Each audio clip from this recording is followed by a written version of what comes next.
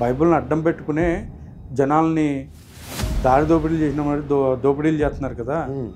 డబ్బు దోచుకుంటా ఉన్నారు, ఫేక్ పాస్టర్లు ఉన్నారు, దేవుని పేరు చెప్పి అమ్మాయిని మోసం చేస్తున్న ఫేక్ పాస్టర్లు ఉన్నారు, పెళ్లిళ్ళు చేసుకుంటే గర్భవతులు చేస్తున్న వాళ్ళు ఉన్నారు.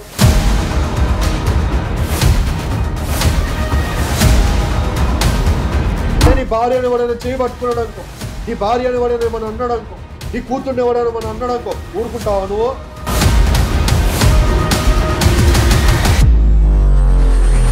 బ్రాహ్మణ్స్ కంటే కూడా దారుణంగా ఉన్నటువంటి మతం ఏదైనా ఉందంటే అది క్రైస్తవ మతం మాత్రమే.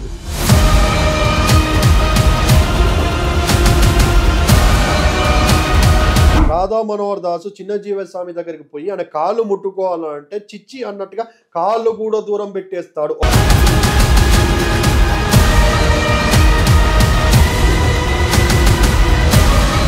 రెండోది కరుణాకర్ సుగుణ, లలిత్ కుమార్, ఆయనతో పాటు అనుకున్న భాస్కర్ కిల్లి బిల్లీలంతా పోయి అదే చిన్నజీవ స్వామి దగ్గర ఏదో ప్రసాదం కోసం ఇట్లా పెడతారండి చేతులు.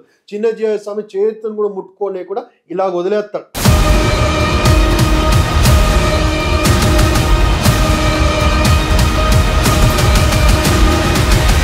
ఆడెవడు అటుగాక ఇటుగాక మాడగాడ తిరుగుతా ఉన్నాడు. ఒకసారి గడ్డంతో కనబడతాడు, ఒకసారి గడ్డం లేకుండా కనబడతాడు, ఒకసారి జుట్టు లేకుండా కనబడతాడు, ఇంత పెద్ద కుప్ప వేసుకొని కనబడతా ఉంటాడు. అఘోరిగాడు అని పేరు శ్రీనివాసు. నేను మొన్నే ఒక ఛానల్లో ఎవరో మాట్లాడుతూ వింటా ఉన్నాడు. వాడంట ఆ లారీలు పోయేటప్పుడు నిలబడి వాడు పనులు చేస్తా ఉన్నాడని చెప్పి ఒక ఆయన అంటాడు. అక్కడ అఘోరీలకు సుఖం లేదని చెప్పి వాడు ఇక్కడి నుంచి అక్కడికి దాని కింద ఉన్న దాన్ని కట్ చేసుకుని అక్కడికి పోయి సుఖం ఇచ్చి వచ్చాడంటే ఇప్పుడు డబ్బు సంపాదించాలి కాబట్టి పేరు సంపాదించాక ఈ విధంగా మతం పేరు పెట్టుకొని తిరుగుతా ఉన్నాడు. విజయప్రసాద్ రెడ్డి గారు ఆయన జై శ్రీరామ్ అనంగాలేంది. మీరు కూడా క్రిస్టియన్కి సంబంధించిన వాళ్ళు కదా, జై శ్రీరామ్ అనడానికి అంత నామూషి ఏంటి? ఇప్పుడు జై శ్రీరామ్ అనే పదం ఏంటనంటే రాముడికి జై అని చెప్పి అర్థం అండి. ఎందుకు రాముడికి జై అంటే ఆయన దేవుడు కాబట్టి ఆయన జై కొట్టమని చెప్పి అంటా ఉన్నారు. ఇప్పుడు ఆయన దేవుడు అని చెప్పి నేను నమ్మను కదా, నేను నమ్మనప్పుడు నేను ఎట్లా అంటాను? ఒకటి.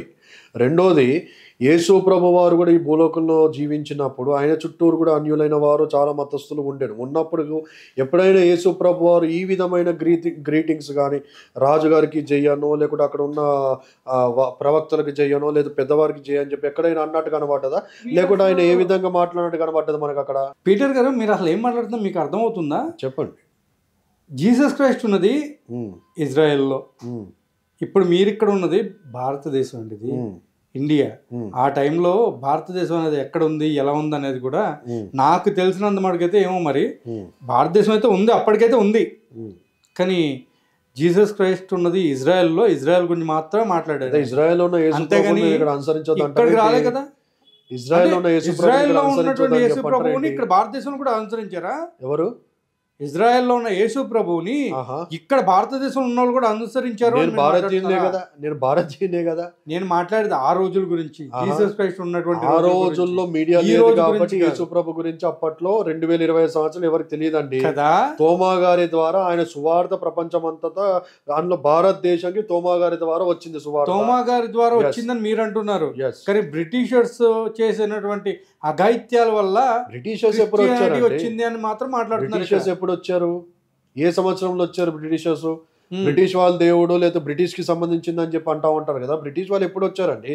బ్రిటిష్ వాళ్ళు వచ్చింది 1700 సంవత్సరాలు కదా, 1800 సంవత్సరాలు కదా. ఇప్పుడు 20 అని అంటే సుమారుగా 300-200 సంవత్సరాల క్రితం కదా బ్రిటిష్ వాళ్ళు వచ్చింది. యేసు ప్రభు వారు పుట్టింది ఎప్పుడు? 20-25 సంవత్సరాల కిందన, 2025 ఇయర్స్ కిందట కదా యేసు ప్రభు వచ్చింది. అప్పుడు కదా నేను చెప్పేది తోమా గురించి. 2025 సంవత్సరాల క్రితం నుంచి క్రైస్తవ్యము భారతదేశంలో ఉన్నది. మీకు అర్థం కాదు ఏంటంటే దానికంటే బ్రిటిష్ వారికి కూడా అందించింది సువార్త 2025 సంవత్సరాల కింద. తోమా కంటే ముందు భారతదేశంలో అడుగుపెట్టిన బ్రిటిష్ విదేశీయుడు ఎవరైనా ఉన్నారు అంటే అది ఎవరో తెలుసా మీకు? ఎవరండి? వాస్కోడి గామా అండి. ఆయనే వాస్కోడి గామా ఏ మతానికి సంబంధించిన ఆయన? ఏ మతాని కోసం ఆయన ప్రచురం చేశాడు? ఆయన హిందూ కోసం ప్రచారం చేయడానికి వచ్చాడా వాస్కోడి గామా? ఆయన ఏ సంవత్సరంలో వచ్చాడు వాస్కోడి గామా? వాస్కోడి గామా కోసం చదువుకుంటుంది పుస్తకాల్లో మనం చదువుకుంటుంది వాస్కోడి గామా కోసము. ఈ వాస్కోడి గామా అనేవాడు ఎప్పుడు వచ్చాడు మీరు చూస్తే కనబడుతుంది. ఏ సంవత్సరంలో వచ్చాడు? 2025 సంవత్సరాల కింద వచ్చాడు వాస్కోడి గామా. మరి ఏ సంవత్సరంలో వచ్చాడండి ఎప్పుడు వాస్కోడి గామా? వచ్చారు మీరు చెప్పండి, మీరు అన్నారు కదా. వాస్కోడి గామా గారు అండి 1498లో ఇండియాకి యూరోప్కి ఆయన సీ రూట్ కనిపెట్టినట్టుగా మనం చూస్తాం.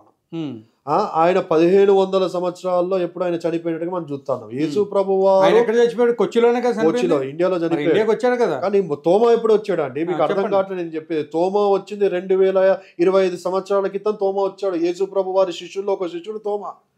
తోమా వచ్చింది 2000 years బ్యాక్ అండి.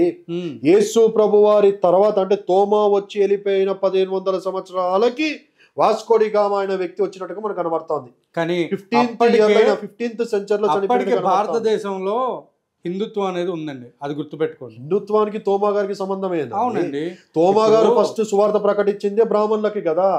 ఆ సముద్ర తీరాన ఆయన పైనకి నీళ్లు పడేసినప్పుడు ఆ నీళ్లు పైన ఆకాశంలో అలాగా ఉండిపోయిందని చెప్పి మనకి చూస్తా ఉన్నాం. ఆయన చేసిన ఫస్ట్ మెరకల్ ఆ మెరకల్ నుంచే కదా బ్రాహ్మణులు నమ్ముకొని ఆ యేసు ప్రభు మార్గంలోకి వచ్చింది. ఈయన మత మార్పిడి చేస్తా ఉన్నాడు, బ్రాహ్మణులే మార్చేస్తా ఉన్నారని కదా. బ్రాహ్మణులు ఆయనని ఆ కొండ మీద మౌంట్ థామస్ అనే కొండ మీద చెన్నైలో ఆయన పొడిచి చంపేస్తారు వెనకాల నుంచి. అది ఎప్పుడు జరిగింది? 2025 సంవత్సరాల క్రితం జరిగింది అది. వాస్కోడి గామా ఎప్పుడు వచ్చారు? యేసు ప్రభు వారు వచ్చి చనిపోయిన తర్వాత 1500 సంవత్సరాల తర్వాత కోచికి వచ్చాడు. వాస్కోడి గామకి యేసు ప్రభుకి సంబంధం ఏంటండి? నాకు అర్థం కావట్లేదు. మీరు అడిగే ప్రశ్న అసలు దేని బేస్ చేసుకుని అడుగుతున్నారు అర్థమవుతుందా? ఇప్పుడు మీకు వాస్కోడి గామా ఎందుకు వచ్చారు, ఎలా వచ్చారు అనేది ఆయన త్రూ మతము రాలేదు. నేను చెప్పేది ఒకటే చెప్తున్నా, ఆయన త్రూ సువార్త వచ్చింది. సువార్త అనేది ఇక్కడికి వచ్చింది అని మీరు మాట్లాడుతున్నారు. అసలు అది వచ్చింది బ్రిటిషర్ ద్వారా అని చెప్పి చాలా మంది మాట్లాడుతున్నారు. బ్రిటిషర్ వాస్కోడి గామా వచ్చిందే 1500 సంవత్సరాల తర్వాత. ఇప్పుడు ఇక్కడ మీరు అర్థం చేసుకోవాల్సిన విషయం ఏంటంటే మనకి 2000 years 500 years బ్యాక్ వెళ్తే వాస్కోడి గామా వచ్చారు. మీరు సంబంధం లేకుండా వాదించుకుంటూ వెళ్ళిపోతే కాని పని. సాధించేది కాదండి. ఇక్కడ ఏదైనా సరే ఒక లెక్క ఉంటుంది, ఒక లెక్క ఉంటది. వాస్కోడి గామా వచ్చారు అన్నాను కానీ సువార్త ప్రకటించాను నేను చెప్పలా. ఆపేసి ఎవరైనా టీ తీసుకొచ్చి మీకు ఇస్తే కొద్దిగా టీ తాగుతారని మీరు క్వశ్చన్ బాగా పెడతారని చెప్పి అర్థం అండి. నాకు అవసరం లేదండి టీలు కాఫీలు, నాకు అలవాటు కూడా లేదు. క్వశ్చన్స్ ఏమైనా అర్థం ఉన్నాయా? అసలు మీరు అర్థమవుతుందా? అసలు మీకు అర్థమవుతుందా? అసలు మీకు అర్థం కావట్లేదు అండి అసలు. లేదు, నేను చెప్పింది వాస్కోడి గామా ఇక్కడికి వచ్చారని నేను చెప్తున్నాను. సువార్త ప్రకటించడానికి నేను చెప్పానా మీకు? ఎందుకు వచ్చా ఆయన? నేను చెప్పానా? థామస్ కంటే ముందు ఆయన వచ్చారని నేను మాట్లాడుతున్నా. ఆయన వచ్చాడా? గూగుల్ క్లియర్ గా చూడండి. గూగుల్లో వాస్కోడి గామా అని కొత్త కూడా క్లియర్ కనపడదు. He has found the sea route to the India and Europe in 1498 అని చెప్పి కనబడతా ఉంటది. 1500 years లో ఎప్పుడు 1524 25 ఎప్పుడైనా కోచి కేరళలో చనిపోయాడని చెప్పి కనబడతా ఉంది. ఇండియాకు వచ్చిన 24-26 సంవత్సరాల తర్వాత ఆయన చనిపోయాడండి. అంటే మరి అప్పటికి హిందుత్వం లేదంటారా? హిందుత్వం ఉందిగా, ఉంది కదా. హిందుత్వం మీకు మొదటి నుంచి ఉంది కదండి. కదా యేసు ప్రభు ముందు నుంచి ఉంది కదా అన్యమతము ఉంది అని మీరు చెప్తున్నారు కదా. మరి అప్పుడు భారతదేశంలో తర్వాతగా వచ్చింది క్రైస్తవ మతమే కదా. ఓకే, అయితే మరి ఇప్పుడు అలా చూసుకుంటే ఓకే మీ యొక్క పూర్వీకులైనా లేకపోతే ఎవరైనా కానీ హిందుత్వానికి సంబంధించిన వాళ్ళే కదా.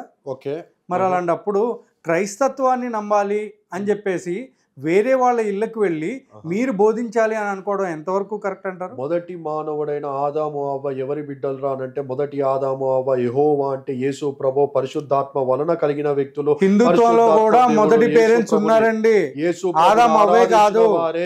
హిందుత్వంలో కూడా పేరెంట్స్ ఉన్నారు. మొదటి పేరెంట్స్ పురాణము 4వ అధ్యాయాన్ని ఓపెన్ చేసి చదివితే దాని క్లియర్ గా కనపడే విషయం ఏంటంటే 4వ అధ్యాయంలో హైమావతి అనే ఒక మాట కనబడతా ఉంటది, ఆదాన్ అనే ఒక మాట కనబడతా ఉంటాయి. ఆదాను హైమావతి ఎవరు అంటే ఆదాము అవరికి రిఫరెన్స్ గా కనబడుతున్న మాటలు పేర్లే అని చెప్పి భవిష్య పురాణము 4వ అధ్యాయం క్లియర్ గా కనబడతా ఉంది. కశ్యపుడు అని ఒక ఆయన కూడా ఉన్నారు. సో ఆయనకి 12 మంది భార్యలు. ఆ తర్వాత అది పెద్ద లాంగ్ స్టోరీ అండి, ఇంకా అది ఉందే లేదని కాదు. కానీ మీరు ఎక్కడా లేనటువంటిది మీరు ఎట్లా అంటే ఎంతవరకు కూడా మా ఏది బైబిల్లోనే స్టార్ట్ అయింది క్రియేషన్ అన్నట్టు మీరు మాట్లాడుతున్నారు. కానీ క్రియేషన్ మొదలైంది ఈవెన్ హిందుత్వంలో కూడా అని చెప్పి వాళ్ళు చెప్తున్నారు. మరి ఏది నమ్మంటారు జనాల్ని? ఇప్పుడు పేర్లు అనేవి మనం డిఫరెంట్గా పెట్టుకుంటుండొచ్చు అండి. పేర్లు అనేది నువ్వు కశ్యప్ అనవచ్చు, లేకుంటే మహమ్మద్ అనవచ్చు, ఇంకో పేరు అనొచ్చు. కానీ వాస్తవానికి మనం చూస్తే మానవ జాతి ఎక్కడి నుంచి వచ్చిందంటే ఒక మానవుడు అనేవాడు ఉన్నాడని చెప్పి కనబడతాం.